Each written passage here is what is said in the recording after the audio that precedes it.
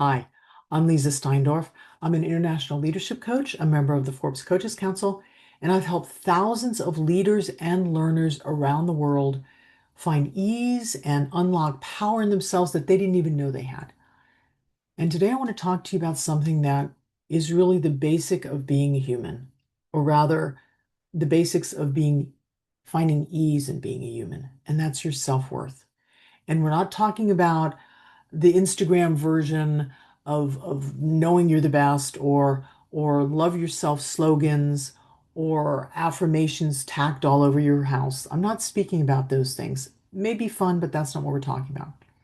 I'm talking about the real thing. I'm talking about valuing yourself as the baseline, right? That decides what you tolerate, whom you choose in your life, how you set boundaries, how you make decisions, what you believe you deserve.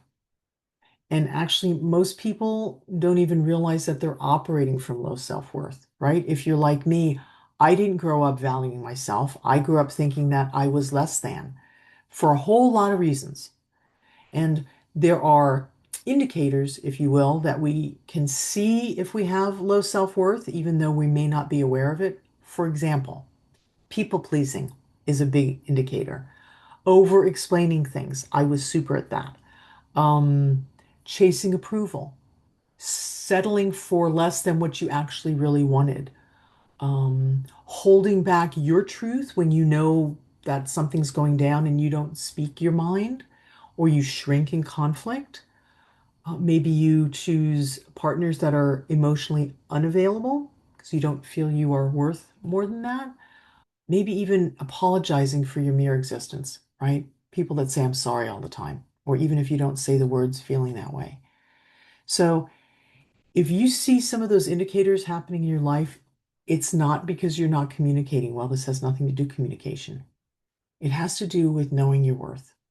And before we get into the depth of the conversation today, please go ahead and feel free to subscribe so you don't miss future videos, because these teachings interweave with one another, and I really want you to have the full picture. But let's get in now into what self-worth actually is and why it really shapes everything in our world. So the truth, honestly, is you don't get the life you want, but you do get the life that your self-worth allows. Let me explain that. So how you value yourself really shows up everywhere. It's like the roots of a tree, right? It's the foundation, it's the system that holds everything. And everything above ground grows from that sense of self-worth. Your relationships, um, the voice that you bring to the world, the boundaries that you hold, the income that you have, even what profession you choose, your mental state. Honestly, every choice that you make is grounded in your sense of self-worth. And if that root work, if that sense is weak, then you compensate for it and you make adjustments and you do some of the things that I mentioned earlier. But if it's strong, you stand differently. And today I want to show you how this plays out and what it takes to come back to your self-worth. And not the one that's maybe shaped by your childhood. As I said, I didn't grow up with a sense of value or self-worth. Not the one that was shaped by your culture or old beliefs, but really the worth that you were born with. So that's what we're going to be talking about, okay? And I'm going to take you through the C.O.R.E structure, C-O-R-E, Clarity, Ownership, Resolution, Excellence, a system that is really useful to not only understand situations, but to have tools to move through them and beyond into really thriving. And we're going to start with clarity. Okay, so clarity, let's just start with, most people confuse self-esteem with self-worth. So let me distinguish those two. Self-esteem is how you feel about your abilities, your talents, how you esteem yourself and your actions in the world. Self-worth is how you literally feel about your existence, about your very being, right? So self-esteem may say, I'm good at this, but self-worth says, I belong here. Yeah, so it's very fundamental. And your self-esteem may wane and wax, but your self-worth, when you really know it, it's stable. Unless it gets buried under the experiences that made you doubt yourself, that your self-worth does not vary ever. Okay? So this is kind of a hard one to believe, but think about it. You can look confident and you can act confident in the world and still have low self-worth, right? You can run a business, raise a family, you can be a team lead or lead an organization and look really put together. Think of all the famous people, talented people, like really super gifted people that have taken their lives because they don't feel or they didn't feel they were worthy, right? So you can have all of it, and unless you have that sense of self-worth, it doesn't get you there. So you can be scared to speak your needs if you don't have that sense of self-worth, or minimize your feelings, or even tolerate disrespect. Think of the people that tolerate being treated poorly, abused, even run roughshod at work, right?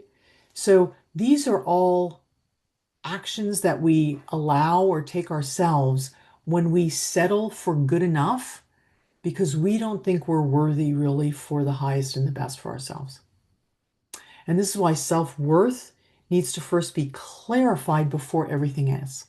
You have to see where it's operating and how it feels, or how it feels not to have that solid self-worth, before you can shift it.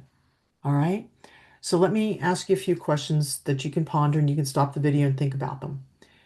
Do you apologize when you haven't done anything wrong or out of place?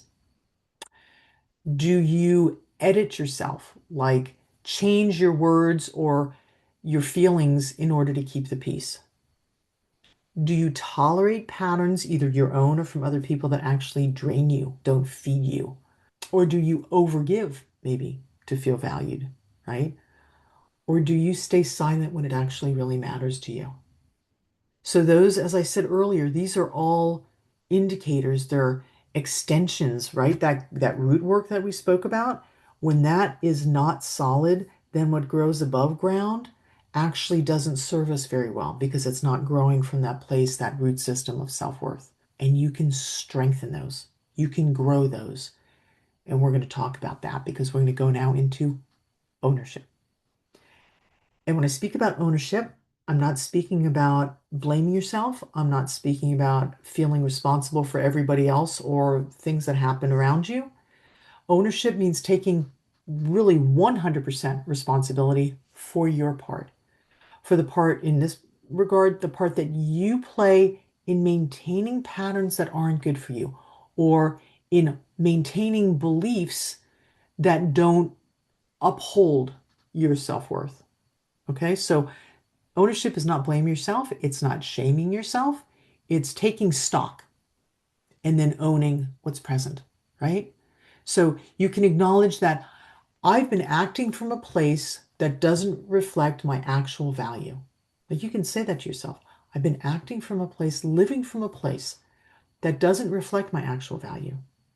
That one sentence, owning that, can be a turning point. And here's a deeper truth. When your self-worth is low, you can't choose from possibility, because you're constricted. You feel like you only have a certain things that you're allowed to have. You choose from fear, from rejection, abandonment, fear of conflict, fear of being even too much, right? Like, how you are isn't okay because you're too much. That was one of mine. Fear of being wrong, or of being unlovable. Yes, that's one that a lot of people have. And these are all based in self-worth, because when you know your value, you know you're lovable. You know that even if you're bigger or smaller, louder or softer, you're good the way you are. And you're not going to be afraid of conflict or of being abandoned. If people leave or if people argue, you'll be okay, because you have that sense of value of yourself. So ownership, in regard to your words, sounds like, I've been settling because I didn't believe I could ask for more. Or I've been people pleasing because I was afraid I'd lose the person, or I'd lose connection. Or I've been trying to prove myself because I didn't feel I'm enough as I am. or I've been tolerating disrespect because I have forgotten my own value, right? So when you take ownership of your behavior, it's recognizing why you've been acting a certain way based on your lack of recognition of your value. So ownership isn't a punishment, it's owning the patterns, and that is hugely empowering because then you can shift into owning your value, right? Ownership is really a doorway into living from your value. So once you see how you've been participating in your own constriction, you can stop doing it. You've got to see it first. That's why we start with clarity and then we go into ownership. So you can know and own your worth just because you are worthy as every other person. Your mistakes, your history, your appearance, your abilities do not define your worth. Your presence, as the unique person that you are, is what is worthy. Period. Period. Your presence makes you worthy. Okay? Try that on. All right, so let's look at resolution now. And the way that I'm defining resolution is bringing things into alignment if they're out of sync for some reason. For example, if your thoughts don't reflect your actions, if your values are not aligned with your choices, it's bringing those into alignment. And resolution is where things really start to change in real time, in the practicality of things. So let me be clear, I'm not talking about being confident, meaning the way I define confidence is feeling the strength to stand in who you are. Self-worth is what confidence is grounded in. So it's about seeing, knowing, and owning who you are. This is about reconnecting with that intrinsic worth that you have, the worth that you had before anyone taught you that you should doubt it. It's how you came into the world. You had no doubt. You just knew you were worthy. We all did. So here are a couple things that you can do to reclaim that knowing of your worth. One, stop negotiating with your value. If something matters to you, you do not need to justify it. Your needs are not too much, they're simply yours. And your boundaries are not inconvenient, even if somebody thinks that they are, right? And if you prefer something, it's not because you're selfish, it's because you prefer that. So you are allowed to have your experience and be a full human being, right? So you can say things like, this is mine to do, or that's not for me. Thank you. I'd rather not. Or I'm doing this because I want to. Really super clean without defending or justifying. The second thing is to speak shorter. I had to work on that one, as I said earlier. Okay, so people with low self-worth often over-explain. They think that more words equal more legitimacy. Like if I say a lot, then somehow I'll be more valid. Take the time to know what's really true for you. Like take a minute, know what's true for you, and then try saying it in one or two clear sentences instead of a whole paragraph. It really changes how you feel when you're speaking and how others respond to you. It's amazing. All right. The next one is don't argue for your limitations. I'm going to say that again. Don't argue for your limitations. So think about how, or notice how often you say, oh, it's fine, I'll take care of it, instead of asking for help. Or I don't want to bother anyone, instead of asking for what you need. Or I probably can't do that, so you don't even try, right? Or it's okay, I don't need that, so you give up on something you really could use or want. So every time that you collapse those needs, you're actually teaching your nervous system, my needs don't matter, I don't matter, I'm not worthwhile. We train ourselves and we can untrain that. We can change that by changing the rhetoric, right? So we're working first from the inside of knowing, but we can also work from the outside in how we actually express in the world. So I practice saying little things like if I'm at someone's home, I'll say, I'm ready to go home now, instead of I need to go. Or if there's a disagreement, I'll say, I see that differently. Don't have to justify it, just I see that differently. I don't have to shrink or be silent. Or I can say, I'm choosing this because it feels good to me, instead of I have to. So those are small ways, but it helps claim that worth. It helps train your nervous system and your verbiaging into owning your worth. Okay, three more. Stop staying where you are not respected. You do not need to earn good treatment. You deserve to be treated well, period. You don't have to settle for poor treatment. You don't have to settle for crumbs. If you're not seen for who you are and the value you have come to know yourself to have, wish the people well. Job, partnership, sometimes even family. I wish you well. And then you go and you find people who are going to respect and appreciate your value. And pay attention to how you feel after certain interactions, because that's going to give you the indicator if these are relationships that see you, that nurture you, that uphold and uplift you. Your body knows much quicker before your mind can admit it. Yeah? So feel into that. Fifth one is practice asking for small things. You don't have to ask for big ones, but just say something like, can we slow down for a minute? Or I do that a lot. I need a minute. I'd like to take my time, right? And you'll hear that again and again in these videos. Take your time, take a moment, slow it down. You can ask, can I have your full attention, right? Especially I'm of an older generation. People are always on their phone. I'll just wait and I'll say, I'll wait until you're finished. Oh, okay. And then they put their phone down, right? And often I'll say that doesn't feel okay, or this doesn't feel okay, or I don't feel good about this right now. I do that in professional settings as well. So your voice and how you use your voice can strengthen that sense of value of yourself. And then last one is listen for your own truth. So people with low self-worth, they overwrite their own intuition. When something feels off, it usually is.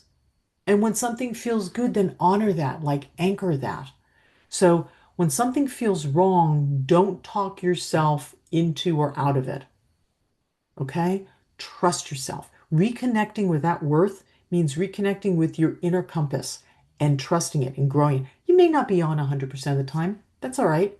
When you start grooming it, you're going to recognize, oh, this feels right. Ooh, this doesn't feel good. And you know that you can trust that. All right. And the last one we're going to talk about is excellence. And excellence, the way that I define it, is not perfection. It's not about being all polished. It's actually expressing your full value. It's knowing your highest and best and coming from that place, not performing. It's not about living uh, from your wounds and protecting so everything looks good out there. It's really about living from your center and trusting your goodness and living from that place. Okay? So when you feel your self-worth, when you're practicing that and you have excellence in it, you stop shrinking. You don't make yourself small so others can feel comfortable. You can give up having to prove yourself, which a lot of people do, of course, right? They try and make it look good or get other people to say they're okay because they're wanting to have that recognition, thinking that's what's going to keep people close. You don't have to hustle for approval. Your worth is not in question. You don't have to earn it. It's there. And you also don't have to settle. You stop taking the job that doesn't recognize your value, or staying in the relationship or friendship that you feel is not honoring who you are, and you don't accept treatment that asks you to betray yourself. And myself, I spent decades in a situation where I was not valued. People would talk about me in the third party like I wasn't even in the room, because I thought I had to be there. I thought I owed it to these people, or I needed to tolerate that because I wasn't worth anything more than that. And that was not okay, right? That's not a place or group of people that I needed to be in. And it took me a long time to recognize it, but I see that now. And I'm not making them wrong, but that's not where I needed to be. So you can hold boundaries without fear. You can say calmly, without confrontation, this is not for me, or I'm leaving now. Trust yourself if that's what feels right to you. And speak honestly. And I have a training called The Genius of Non-Judgment. You can find it on my website, leezasteindorf.com, that allows you to dissect really well what your judgments are from what you want. And when you do that, you can say things without judgment. It's amazing. And you don't have to be fearful. You don't have to package it nicely or tremble. It simply comes from truth. And lastly, when you live from your self-worth and you meet others from their self-worth, you actually invite them to live from that place. It generates outward. The ripples are amazing, right? So you choose from possibility, you speak from choice, and your excellence is when you remember who you really are, and that invites other people to do the same. Yeah? And when you remember your worth, your life organizes around it.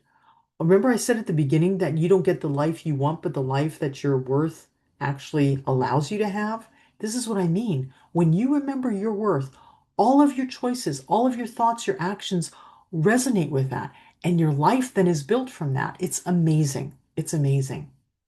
So I want to offer you a practice, a little mini practice, the worth reset. Okay. And so just one time a day, try this. Ask yourself one question in any situation. If I fully remember my value right now, what would I do? Or what would I do differently? Right? If I fully remember my value right now, what would I do? And then listen. Listen to how you would speak or pause, say yes or no. Maybe stop explaining or ask for space or ask for clarity or set one of those boundaries or walk away or stand your ground, right? So, whatever your system tells you, then do that and allow yourself to start grooming that practice of if I were to remember my value right now, what would I do? And then do that. And then do it again. And that's how you can build that new nervous system response. It's amazing. Yeah? Okay. One action, one day changes the pattern. They say you need 28 days. So, okay, try it for 28 days. All right. So, in closing, I want to share that you do not need to build your self-worth. You just need to really kind of remove what has made you forget it or made you believe it wasn't there because your worth is intact. You can't not be worthy. Can't. It's always been that way. But you may have forgotten it because of how you were treated or what you were taught, like I was, or how you had to adapt to circumstances. But your value is still there. And you can come back to it and feel it any time, right this moment. So when you connect with your worth, your voice changes, your boundaries change, your relationships change, everything changes. Yeah. So if this was helpful to you, go ahead and like the video, subscribe, as I said, so you'll know when new ones come up, and leave a comment. Share your experience of when you forgot maybe your self-worth or when you have experienced it again, or if this mini practice helps you. Yeah. And if you want to support reclaiming that part of yourself in your work or your private life or your leadership, reach out. It'd be an honor to help you. All right. I wish you well. And remember, you are valuable because you are.